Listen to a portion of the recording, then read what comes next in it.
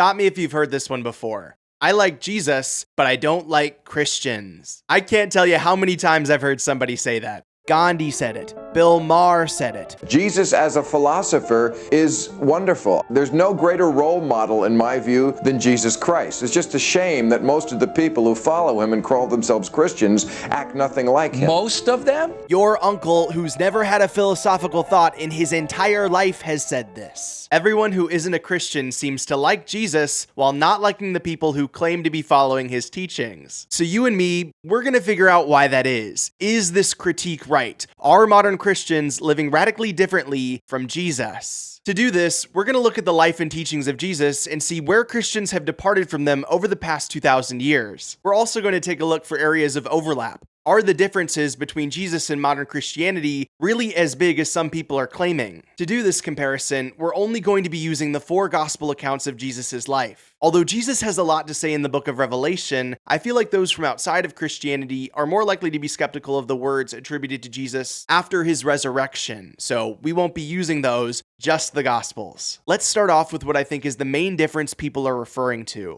Jesus wasn't a hypocrite, and many modern Christians are. When reading about Jesus and his teachings in the Gospels, it's easy to see why even non-Christian people are fond of him. Matthew 11 calls him gentle and humble. He wanted his followers to be peacemakers. He taught them not to seek revenge, but to turn the other cheek. He said when somebody wrongs you, when they slap you across the face, don't try to give the other person what you think they deserve. It isn't the end of the world for someone to take advantage of you. It's okay if they slap you again. He called his followers to forgive the people who wronged them and to persist in doing so. And Jesus did this himself. When he was accused of a crime he didn't commit, he didn't rush to defend himself. He stayed silent before his accusers, and while he was on the cross, he asked God to forgive the people who killed him. The 2 things Jesus wanted people to do more than anything else were to love God with all their hearts and souls and to love other people like they love themselves. And he put those values above his family and above the traditions of his culture. When Jesus started his earthly ministry, his family thought he was crazy, but Jesus didn't change his mission or his values to accommodate them. He said that the people who do the will of God are his true family. And when Jesus received criticism for not obeying religious tradition, he said that his critics honored God with their lips while their hearts were far from him. And that word for word appears to be exactly the same rebuke that modern Christians receive today. The heart of the critique against modern Christianity is that Christians talk a lot about following Jesus. Following Jesus may even make up a large part of their identity, but it just doesn't seem to make up a large part of their actions. As Friedrich Nietzsche put it,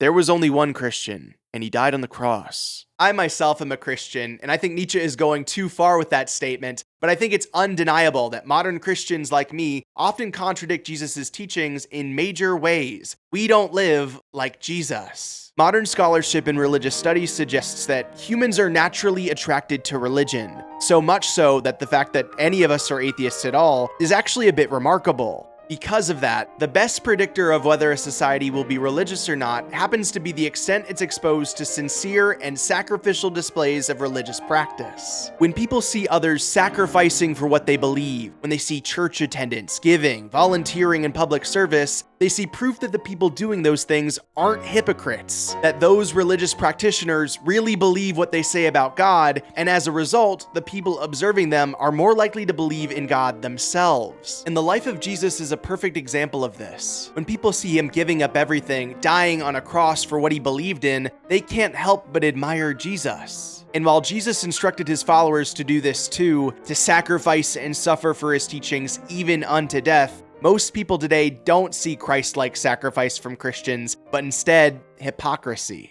That's why Christian hypocrisy is the #1 reason people doubt the truth of Christianity. As a Christian, I know how tempting it can be to hand-wave these criticisms away. Many of the recent scandals that have damaged Christianity's reputation involve massive organizations or celebrity preachers or worship leaders covering up heinous crimes that feel really far removed from my life and my actions. As a result, when hearing about this stuff, it's easy for somebody like me to get defensive instead of introspective. I've heard other Christians say things like, "These scandals are terrible, the actions conducted within them are awful, and the guilty people responsible should be punished to the full extent of the law." But the criticisms they're generating from outside of Christianity aren't fully fair. After all, there are many congregations of Christians around the world that aren't inundated with secret sins. They go about their lives without scandal, and their quiet obedience to God isn't exactly making the front page of the news, is it? Yeah, these outlier cases of extreme evil should of course be punished, but Christian hypocrisy just isn't as widespread an issue as some are making it out to be. But to me, that response doesn't properly rebut the claim that Christians are hypocrites. I don't think anyone is claiming that all Christians are responsible for these scandals. Rather, I think the real reason they've resonated so strongly with those outside of Christendom is that they highlight something people have already observed in their interactions with Christians. Christians don't live like Jesus. In many ways, modern Christianity has become more of a social identifier than an identity that needs to be lived out. I'm not saying that from a high horse as if that also doesn't apply to me, but because it's become obvious to many people outside of the church that many Christians want to be called Christian without having to sacrifice like Jesus did. Let's take a look at the list of behaviors proven to make a religion seem more credible again. Fasting and charitable giving have both been shown to be opportunities to prove the faith of the people who do them. Christians are supposed to do both of these, so what percent actually do? While Jesus practiced fasting and instructed his followers to do so after his death, the majority of Christians in the US don't fast. While Jesus wanted his followers to be generous and commanded them to give, 31% of evangelical Christians don't give any money to charitable causes at all, and only 35% of evangelicals give more than $1,000 per year. I picked these examples because they're the easiest to measure, but there are plenty of other anecdotal examples of Christians not forgiving each other, hating their enemies instead of loving them, and valuing family or cultural traditions over obeying the God we claim to serve. Jesus hated religious hypocrisy. He spoke strongly against people who try to appear religious without loving God or loving other people, but many modern Christians do exactly that. They adorn Christianity as an identity, claim to be morally superior to others without engaging in the selfless and sacrificial behavior of Jesus. If self-sacrifice is a necessary precondition for a Christian society, then it's no wonder that the West has become radically less Christian. People like Jesus, but don't want to be a part of a hypocritical Christianity. I think the claims of Christian hypocrisy are sincere and warranted. I think Christians like me simply need to do a better job of living like Jesus. With that said, I don't think that every critique of modern Christianity has the same kind of validity. When I hear people say, I like Jesus, but I don't like Christians, I think they're getting at more than just Christian hypocrisy. People who say this aren't Christians, and as such, they're not in the best position to know what Jesus actually believed. I don't think they know Jesus as well as they think they do. When Bill Maher says, "There's no greater role model, in my view, than Jesus Christ," he's not just making a comment about Christians. He's saying something about himself. Maher and the people who think like him claim to agree with the teachings of Christ in ways that modern Christians don't. And it's this motivation that I want to challenge. I think modern Christians often get criticized for believing things Jesus openly expressed and taught. Remember, the goal of this video is twofold. Yes, we're going to take a look at the teachings of Jesus and see where Christians have deviated from them over the past 2,000 years. But we're also going to look at where those outside of Christianity might not expect them to overlap. Let's start off by talking about Christian exclusivity. One of Gandhi's major frustrations with the Christians of his era was that they wanted Christianity to spread to India.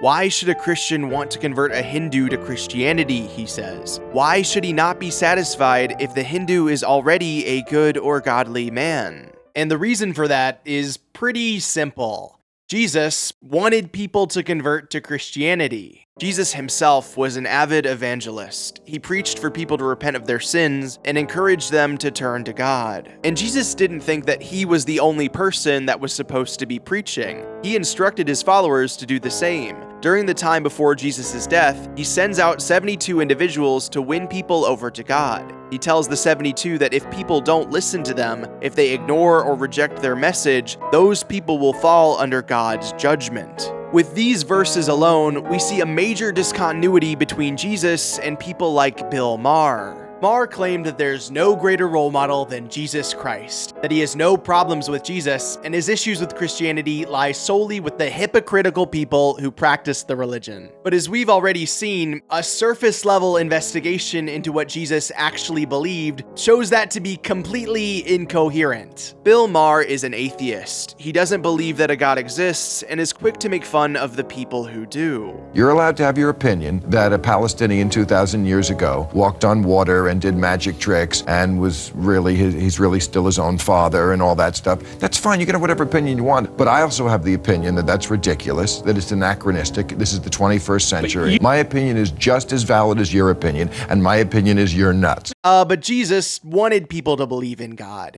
Even more so, he wanted them to believe in the Christian God. At the end of the Gospels, the last thing he tells his followers is that they should make disciples of all nations, baptizing them in the name of the Father, the Son, and of the Holy Spirit. Jesus wanted the entire world to convert to believing in the triune God. His teachings are not only thoroughly incompatible with the atheism that Marr holds, they're incompatible with anyone who doesn't like the idea of Christianity being a global religion. Anyone like Mahatma Gandhi. But that doesn't address Gandhi's point. The people in 20th century India were already religious. They didn't need Christianity to be godly. Why should Christians want people who are already religious to convert to Christianity? Well, because Jesus wasn't a religious pluralist. Jesus didn't think other religious systems were valid, so his followers don't either. If the fact that Jesus wanted Christianity to spread to the entire world isn't enough to convince you of that, Jesus says explicitly that he's the only way to get to God in the Gospel of John. According to Jesus himself, no one gets to the Father but through him.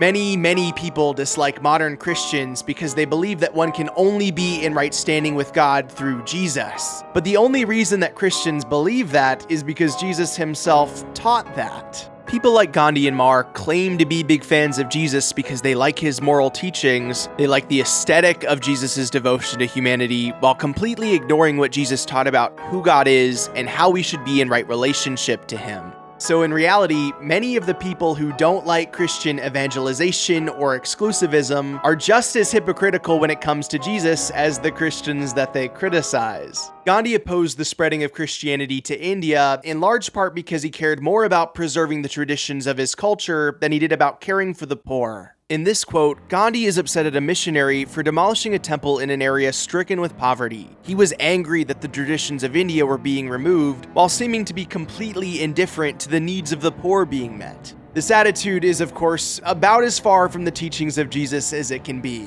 For example, in Matthew chapter 23, Jesus is condemning his primary ideological opponents, the religious leaders in Judea called the Pharisees, who were extremely legalistic in their approach to upholding the law of Moses. He says that their attempts to perfectly obey God completely miss the most important parts of being faithful to God: justice, mercy, and faithfulness. The Pharisees go to great lengths to uphold their religious traditions. They'll strain a gnat out of their coffee, but when it comes to loving other people, they're willing to swallow a camel. And Jesus practiced what he preached. In Luke 13, Jesus heals a woman on the Sabbath, the Jewish day of rest, and the Pharisees are indignant at him for doing this. If God told us to rest on the Sabbath, why aren't you doing that?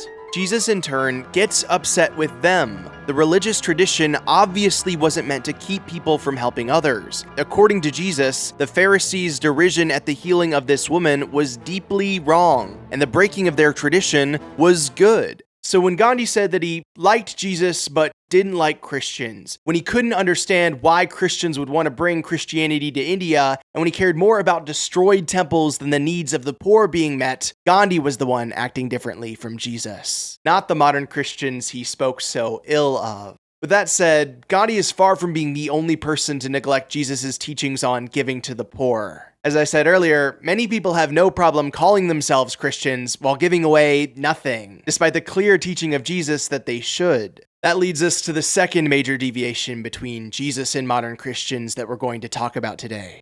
Jesus wasn't a materialist. Jesus believed that most of the things people strive to achieve in life, money, possessions, success, popularity, should not be valued. But even more than that, he believed that building your life around obtaining those things is a morally repugnant thing to do. Word for word, Jesus said, "What people value highly is detestable in God's sight." One would think that this would make the lives of Christians radically different from the lives of those around us. If everyone is chasing after money and success, and Christians don't do that, then that attitude should stand out. That set of priorities would make Christians distinct from the surrounding culture. But the reality is that many modern Christians don't have a meaningfully different attitude towards wealth and success than their non-Christian counterparts do. Even if we exclude the prosperity gospel movement, which tells its adherents that God actually does want people to be rich and successful, this is still a big problem for more orthodox forms of the modern church. Jesus taught that greed was a major threat to the Christian life, something that needs to be actively guarded against. Life does not consist in an abundance of possessions. But despite this, and despite the fact that modern Christians clearly don't give generously like they should, they also don't believe that greed is a serious problem for them individually. The late pastor Tim Keller had an anecdote about this that's personally stuck with me. My wife, Kathy, noticed that I was doing a series of monthly morning breakfasts on the 7 deadly sins. And of course, one of the 7 deadly sins is greed. And Kathy says, now are they advertising these things? I mean, are they saying, here's the subject, and then people are bringing their friends? I said, yeah, right. He says, so they'll know the month that you're speaking on greed? I said, right. She says, watch, the attendance is going to drop. They're not going to come out to hear about greed. And she was right. She was right. It was the worst attended of all of them. And I thought about that. Why? I'll tell you why. It's not that they were hostile. It's not that people said, oh, that's a terrible idea. I don't want to talk about greed. I don't want to hear about greed. Oh, no. Everybody was just so absolutely sure it's not true of them. This is something I struggle with too. For example, I really want you to hit the subscribe button right now. I'm trying to keep my composure, but I can't help but notice that you're not subscribed to my channel, and my subscriber-hungry brain is having a tough time focusing on anything else. You should probably hit the big red button so I can focus again. Thank you for subscribing and for helping us get back to the video. One of the ways I've heard people try to justify greedy behavior is by saying that having a lot of money isn't a sin, it's only the love of money that's a sin. Yeah, Jesus is fine with you being rich, so long as you don't let your wealth control you. If you don't love your money, you can have as much as you want. And before we tear that line of thinking to shreds, before we just annihilate it, let's talk about why Jesus' teachings on wealth might be more complicated than they initially seem. In Luke 14, Jesus says, whoever doesn't give up everything that they have cannot be his disciple, which is clearly Jesus using some hyperbole. Jesus, of course, isn't literally saying that people need to give up everything. Jesus acknowledges that people have basic needs elsewhere, and he doesn't seem to have a problem with ownership in and of itself. Rather, when Jesus says, give up everything you have for me, he's challenging our conception of what's really worth pursuing. Does money, do the things people chase after, really leave them better off? Jesus is claiming to be offering something better than materialism can provide. And if that's true, then people should be willing to give up anything keeping them from God. If you believed that, anything not helping you follow the will of God would become worthless to you. And if we isolate this teaching, if we pretend that Jesus had nothing else to say about money or possessions, one could certainly try and imagine a guy who has a boatload of money and still cares about God more. But we do have the rest of the teachings of Jesus. And when we examine them, we see that materialism and Christianity are diametrically opposed. In Matthew chapter 6, Jesus commands his followers to not store up treasure on earth. And the alternative he suggests is storing up treasure in heaven. This seems to strongly suggest that these two acts are mutually exclusive. We can't serve God and money. And I think serve is the key word there. If one is really dedicated to God like Jesus was, then one cares more about what God wants than about what they want for themselves. Having a bigger house or a more impressive job title might make you as an individual happier, but it doesn't do anything for God. Jesus says it's difficult for rich people to enter into heaven because it's easiest to accumulate wealth when you care most about the needs and desires of yourself. It's difficult to be rich, to store up wealth, if you're meeting the needs of those around you and putting their desires above your own, especially God's. Some will contest what I just said by pointing to a parable of Jesus called the parable of the talents, or as the New International Version calls it, the parable of the bags of gold. In this parable, Jesus talks about the master of a household entrusting his wealth to his servants while he goes away for an extended period of time. One servant receives 5 bags of gold, another 2 bags, and the last only 1 bag. The first 2 put their money to work and double the money that their master gave them, while the last servant did nothing with his money. When the master comes back from his long journey, he's excited to see that the first two servants gained more money for him. But when he learns that the last servant didn't earn him any more money, he calls him wicked and lazy and throws him out into the darkness. If you wanted to argue that Jesus wants you to be rich, you could say, see, the money isn't mine. It belongs to God, and I'm just stewarding it for him. Here's famous money guy Dave Ramsey saying exactly that. I own, I don't even know, 15, 20 houses. How is that not greed? Because I don't own anything. I'm a Christian, and that means God owns it, and I'm managing it for him. So I guess you're calling God greedy now. Okay, so devil's advocate, what would you say if Greg was like, well, Dave, why do you need so many houses? Why don't you just give all that extra money away? I'm managing money for God. And I think that interpretation of the parable of talents has one obvious flaw. In Jesus' story, the money the servants are working with isn't being used to benefit the servants. It's such a coincidence that the people who think that Jesus wants them to be hyper wealthy for the sake of stewarding God's resources also think that Jesus wants them to be living in extravagant homes and accumulating possessions, despite the fact that Jesus said to sell our possessions and not store up treasure on earth. The master in the parable of the talents was happy with his servants that did what he wanted them to do. And it's pretty obvious that spending a bunch of money on ourselves isn't what Jesus wants us to do with our money. He wants it to be used, he wants it to be given to those who can't repay us. Jesus never says, give away 10% of the money you make, and then spend the rest however you please. But many modern Christians would rather believe that God wants us to use our money to make ourselves happy than to use it as Jesus commanded. Jesus isn't concerned about the immediate happiness of his followers, in large part because his worldview is a thoroughly supernatural one in which God can repay the people that follow him for their service in the afterlife, something that people who claim to like Jesus without liking modern Christians seem to completely ignore. People are much more likely to think that Jesus was just a good moral teacher than think he's Lord of heaven and earth. Which brings us to our second area where Jesus and modern Christians are in agreement.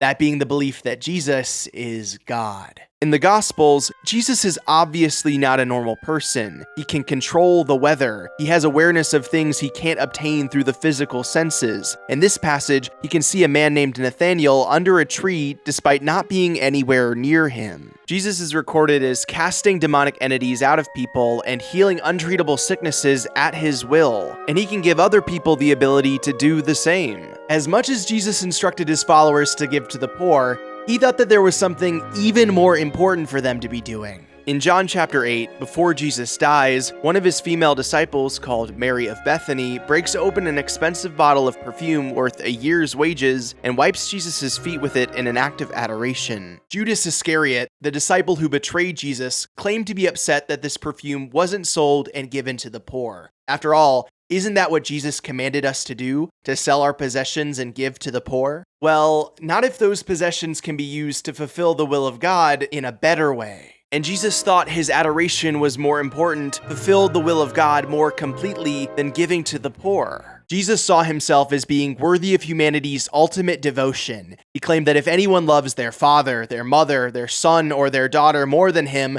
they aren't worthy of him. I like Jesus, but I don't like Christians. Doesn't that phrase ring completely hollow in light of the words of Jesus himself? Saying you like Jesus because he's a good moral teacher is like saying you like the president of your country because he makes good speeches. It completely ignores the authority they claim to have over you. Jesus didn't see himself as being one of many good moral teachers, or even as being one of many of God's prophets. Remember, he said, I am the way, the truth, and the life, and that no one could get to God but through him. He didn't think people should just like him. He thought that they should worship him, adore him above everything else. In John chapter 9, a man Jesus healed from blindness worships him. And instead of condemning him, Jesus accepts that worship. Jesus believed himself to be God. When Moses asks God for his name in the book of Exodus, God tells him to call him I Am.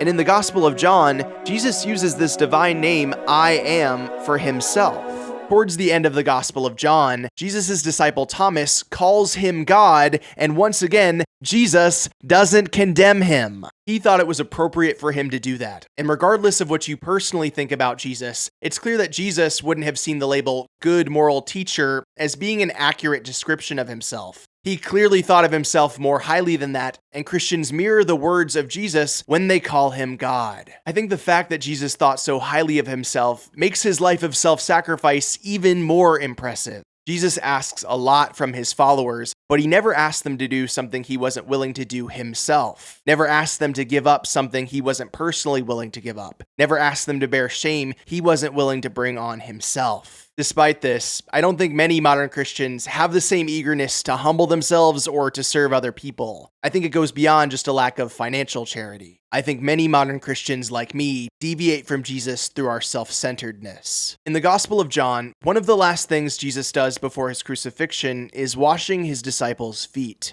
His disciple Peter objects to this. Peter couldn't understand why his teacher, why his master would do something so inappropriate, so shameful. Why would someone as worthy of respect as Jesus do the work of a slave? Jesus tells Peter that unless he washes his feet, Peter can have nothing to do with him. After Jesus finishes, he explains to his disciples why he did this. He clarifies that he's still their teacher, still their Lord, he is still better than them, and that because he was willing to lower himself to the point of washing their feet, to doing disgusting manual labor for them, that they now need to do the same for each other. Not being willing to do so would be like claiming to be better than Jesus. And this, again, highlights for us why it's so difficult for the rich to get into heaven. Can you imagine Jeff Bezos roofing in July while getting nothing in return? Can you imagine Elon Musk volunteering to scrub your bathroom floor?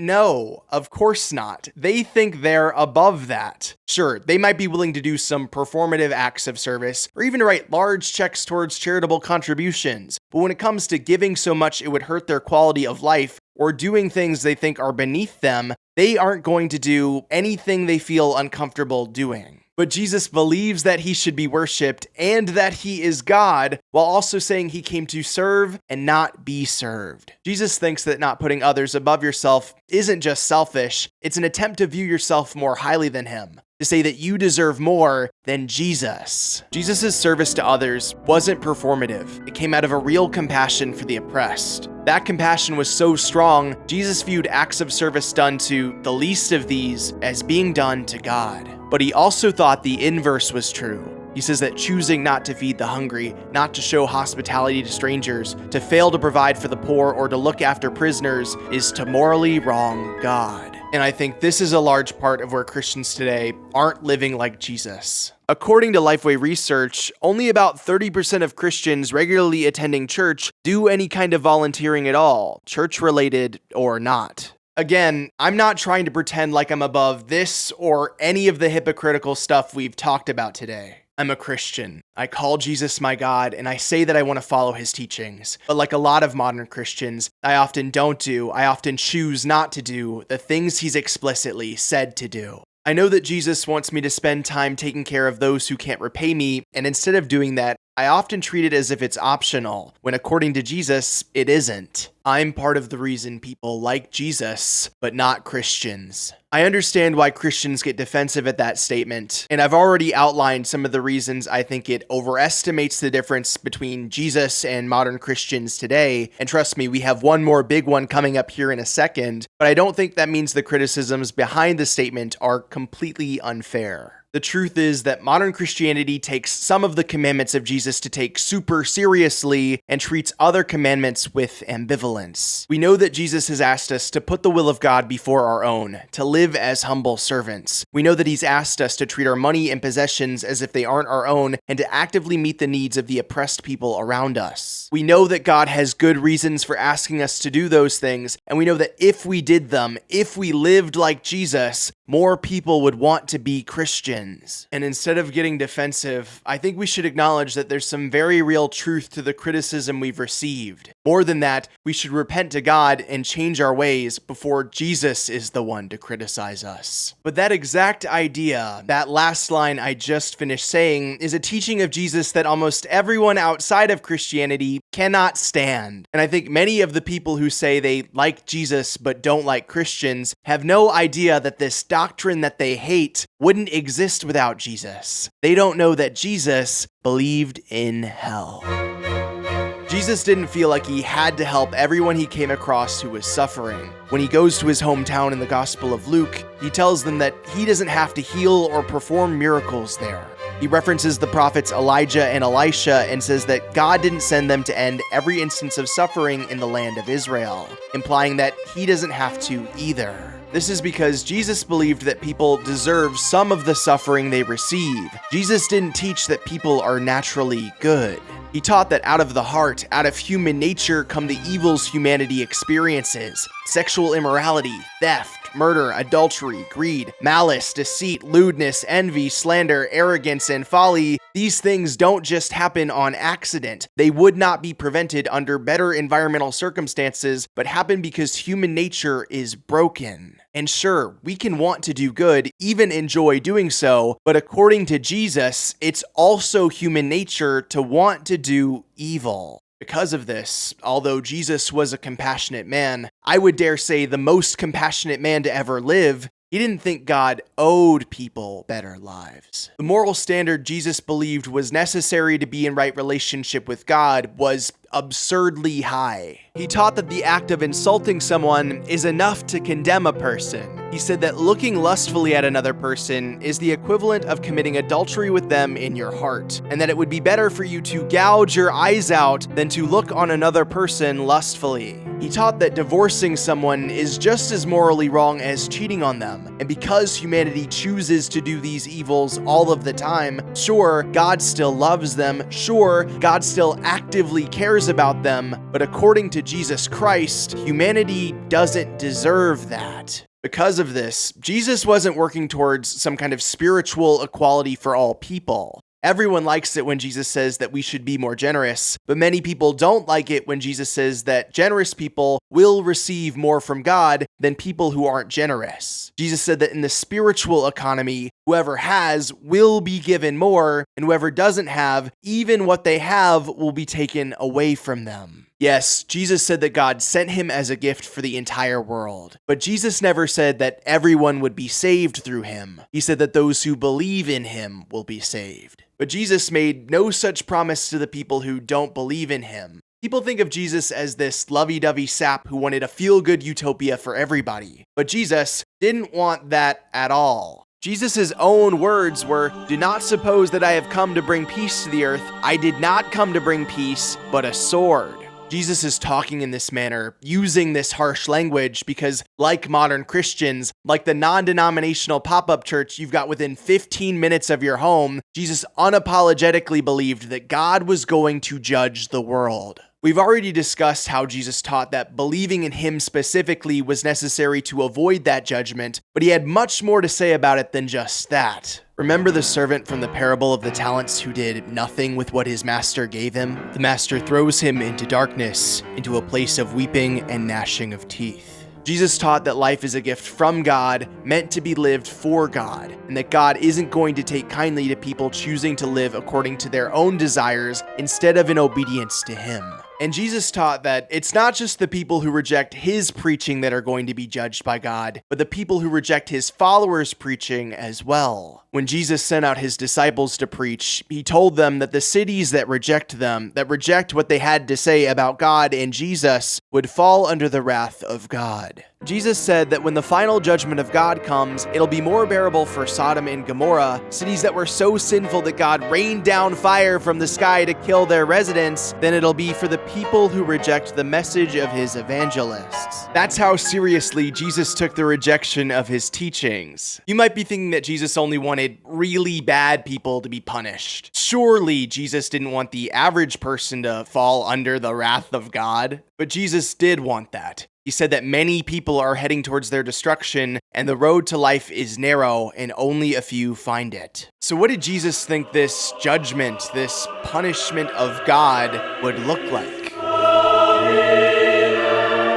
The people that have followed Jesus have always been flawed, even since the time of the New Testament. Jesus repeatedly tells his disciples about his purpose, that he's going to die and rise from the dead, going to pay for the sins of humanity with his own blood. But it seems like no matter how many times he tells them this, they're completely unable to understand him. The Gospels are littered with the disciples doing and saying just the stupidest things you can imagine. They think people can only suffer if they deserve it. They argue with each other about which one of them is better than the rest. They turn people away who want to bring their babies to Jesus because they think Jesus is too good for babies, I guess. And despite this, despite their constant ignorance and moral failures, Jesus still loves them. When Jesus is arrested for crimes he didn't commit, all of his disciples abandon him. These people didn't deserve the love of God. When they traveled with Jesus, they failed him constantly. And when Jesus needed them the most, these so-called servants of God did absolutely nothing for him. And yet, in the Gospel of John, right before Jesus is arrested, knowing full and well his disciples were going to betray him, Jesus calls them his friends. Jesus knew his disciples were deeply flawed individuals, and yet still intimately cared about them. And in Mark chapter 9, Jesus says that if anyone causes those who believe in him to stumble, it would be better for them if a large millstone were hung around their neck and they were thrown into the sea. He goes on to describe this punishment a few verses later. It's a place called hell, somewhere God will send all of those who've rejected him after his final judgment of all of the people who have ever lived. He describes hell as a place where everyone will be salted with fire and be eaten by worms that will never die. Maybe you're thinking that the hell Jesus is describing is different than the hell that modern Christians believe in. And I can agree with you insofar as Jesus appears to be using metaphorical language here. Hell might not be a place of literal fire as some have come to think. But considering the way Jesus Christ describes it, the people that end up there probably would be better off if it was. Jesus describes hell as a place of weeping and gnashing of teeth 6 times in the Gospel of Matthew. And if you remember from earlier, the story Jesus told about God feeling the mistreatment of the oppressed as if he had experienced it himself, the punishment he gives to the people who failed to meet the needs of the needy is an eternal one. Jesus and modern Christians are in agreement that hell is a place where the weeping and gnashing of teeth will never end. It's a place of eternal, conscious torment. I like Jesus. I just can't stand Christians. While part of the criticism that phrase is getting at is appropriate, I hope you've come to see that the phrase itself is deeply misinformed. Because Jesus likes Christians, at least the ones that truly give their lives over to him. Jesus said that many of the people who call him Lord, Lord will be in for a rude awakening come Judgment Day.